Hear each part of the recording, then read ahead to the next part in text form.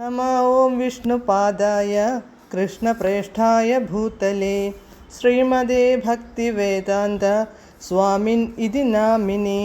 नमस्ते सारस्वते देवे गौरवाणी प्रचारिणे निर्विशेषशून्यवादी पाश्चात्यदेशतारिणे।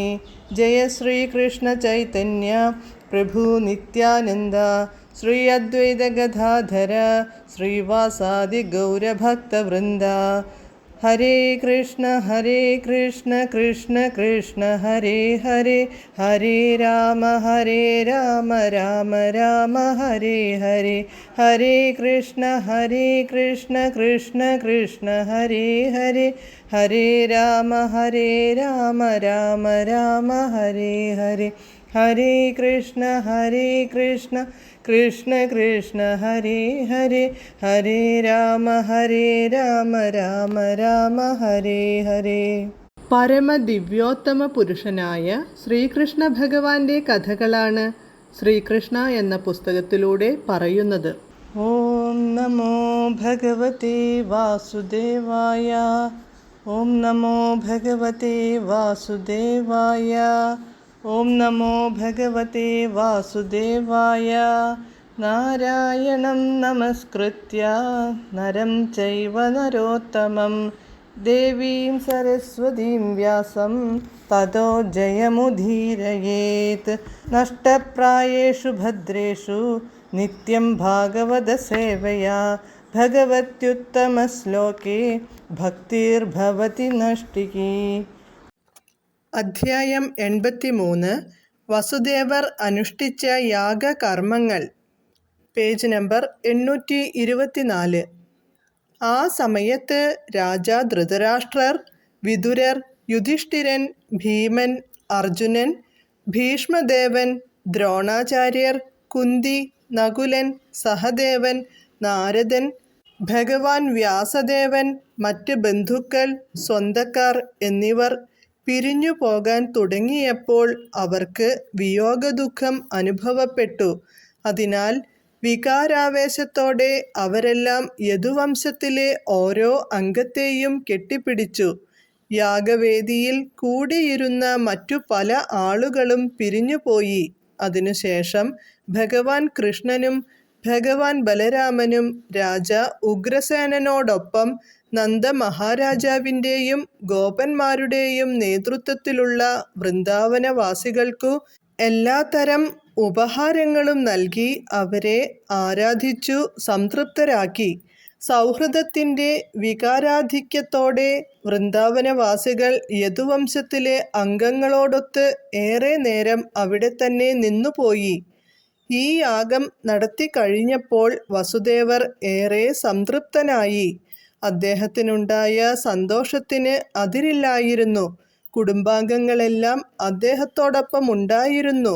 അവരുടെ സാന്നിധ്യത്തിൽ അദ്ദേഹം നന്ദമഹാരാജാവിൻ്റെ കരം ഗ്രഹിച്ചുകൊണ്ട് ഇങ്ങനെ പറഞ്ഞു: പ്രിയപ്പെട്ട സഹോദര, പ്രേമവാത്സല്യങ്ങളുടെ ബന്ധനം എന്ന ഒരു വലിയ ബന്ധനം പരമപുരുഷൻ സൃഷ്ടിച്ചു വച്ചിട്ടുണ്ട്.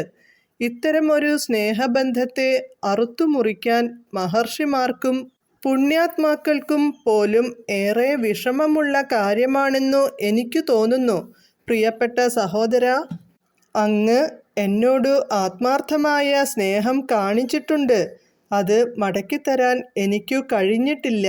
പുണ്യാത്മാക്കൾക്കൊത്തവണ്ണമാണ് അങ്ങ് എന്നോട് പെരുമാറിയിട്ടുള്ളത്. അത് മടക്കിത്തരാൻ എനിക്കാവുമെന്നു തോന്നുന്നില്ല. അങ്ങയുടെ സൗഹാർദ്ദപരമായ പെരുമാറ്റം മടക്കിത്തരാനുള്ള കഴിവെനിക്കില്ല.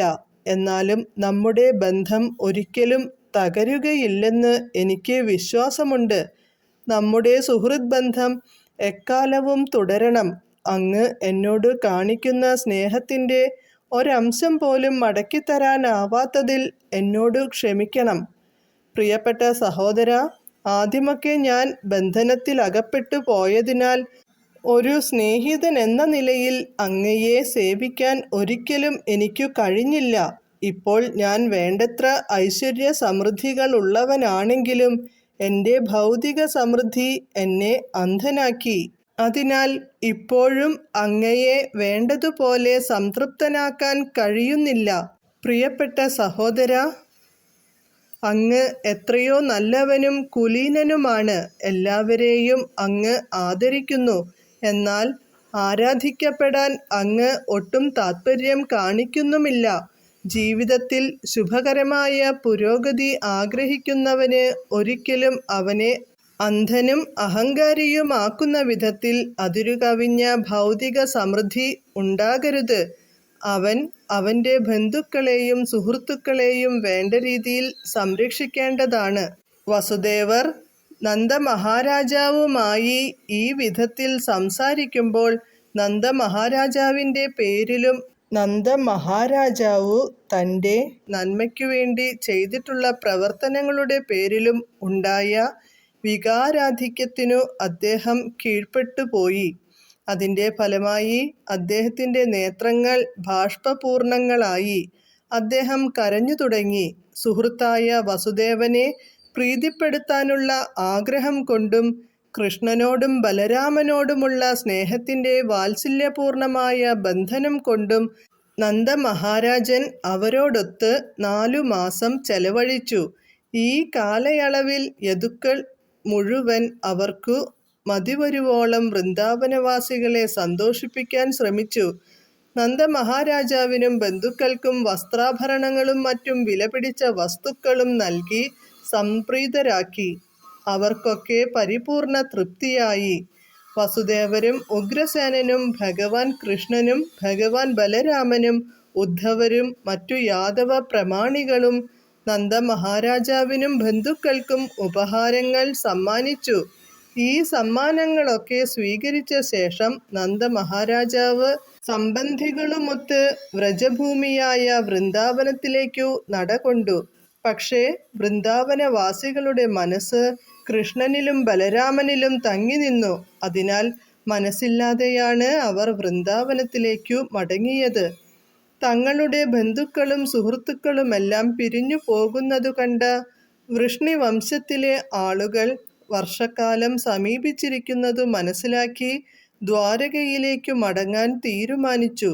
അവർ പൂർണ്ണ സംതൃപ്തരായിരുന്നു. കാരണം സർവവും കൃഷ്ണനാണെന്ന് അവർ കണക്കാക്കി. ദ്വാരകയിൽ എത്തിയപ്പോൾ വസുദേവർ അനുഷ്ഠിച്ച യാഗം, വിവിധ സുഹൃത്തുക്കളും അഭ്യുദയകാംക്ഷികളുമായുള്ള തങ്ങളുടെ സമാഗമം, തീർത്ഥാടന കേന്ദ്രങ്ങളിലേക്കുള്ള യാത്രാവേളയിലുള്ള മറ്റു വിവിധ സംഭവങ്ങൾ എന്നിവയൊക്കെ അവർ തികഞ്ഞ സംതൃപ്തിയോടെ വർണ്ണിക്കാൻ തുടങ്ങി. ഇപ്രകാരം കൃഷ്ണൻ എന്ന ഗ്രന്ഥത്തിലെ വസുദേവർ അനുഷ്ഠിച്ച യാഗകർമ്മങ്ങൾ എന്ന 83-ാം അധ്യായത്തിൻ്റെ ഭക്തിവേദാന്ത ഭാഷ്യം സമാപ്തം. ഹരേ കൃഷ്ണ.